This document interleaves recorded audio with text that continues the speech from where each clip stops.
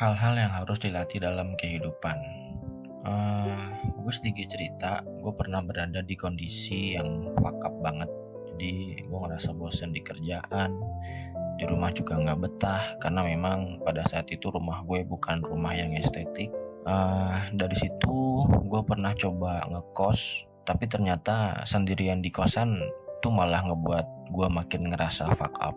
Singkat cerita, gue makin ngerasa nggak tahu harus ngapain lagi. Akhirnya gue memutuskan untuk mulai melakukan latihan-latihan yang gue rasa latihan itu nanti akan menjadi bekal gue untuk menjalani kehidupan. Dan ternyata keputusan gue untuk melakukan latihan itu berbuah manis. Gue rasa pada saat itu gue memutuskan untuk melakukan pelatihan-pelatihan itu adalah keputusan yang bijaksana, karena akhirnya kefakapan gue tadi tuh berangsur-angsur membaik. Karena apa ya? Karena beberapa latihan yang gue lakukan. Kenapa sih pada saat itu gue milih untuk latihan gitu ya?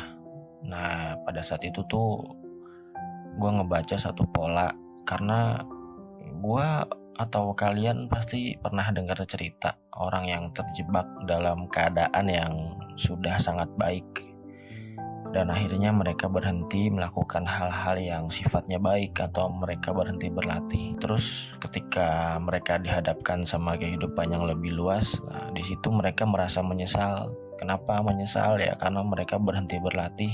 Karena berhenti berlatih ternyata itu sama artinya dengan berhenti berkembang. Gue mau sedikit share latihan apa aja yang waktu itu gue lakuin, atau kita bisa sebut hal-hal apa yang harusnya dilatih dalam kehidupan. Yang pertama adalah pengetahuan atau epistemologi. Filsuf sering menekankan pentingnya pengetahuan dan pemahaman terhadap dunia.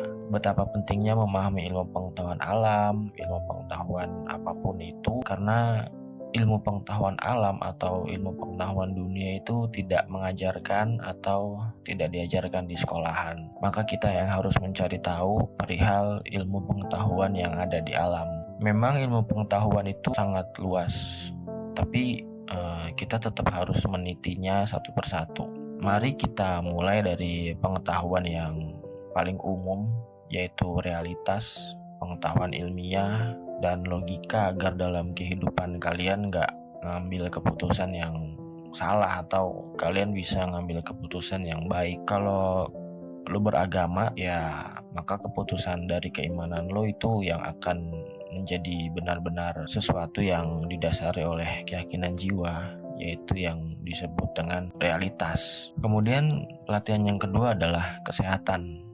Kalau tadi yang pertama adalah pengetahuan, yang keduanya adalah pelatihan untuk kesehatan atau kebugaran. Menjaga kesehatan bukan hanya keputusan bijak bagi diri sendiri, tapi juga dapat banyak banget dampak positif pada kehidupan secara keseluruhan. Menjaga kesehatan bisa dibilang sebuah investasi dalam jiwa atau dalam hidup. Karena orang yang memiliki kesehatan yang baik akan memiliki kualitas hidup yang baik, baik di masa kini maupun di masa yang akan mendatang. Jadi menjaga kesehatan itu sangat berpengaruh untuk kita dalam menjalani kehidupan.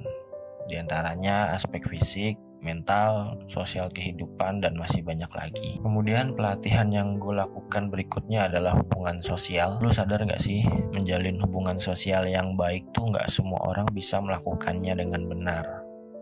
Karena apa? Ya, diperlukan banyak latihan untuk bisa memiliki hubungan sosial yang sangat baik. Beberapa hal yang bisa lu latih untuk punya hubungan sosial yang baik, diantaranya adalah rasa empati. Lo harus berusaha memahami dan merasakan perasaan orang lain.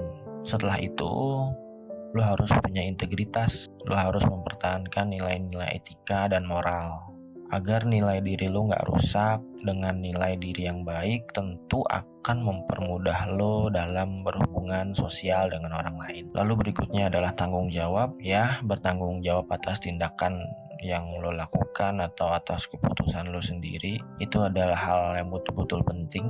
Jadi jangan nyusahin orang lain gara-gara kesalahan lo. Dan gak kalah penting, satu hal yang harus gue sampein, yaitu nyenengin semua orang bukanlah ukuran dalam membangun hubungan sosial yang baik. Jadi kalau ada orang yang gak suka sama lo gara-gara kebaikan lo, ya gak usah lo pikirin.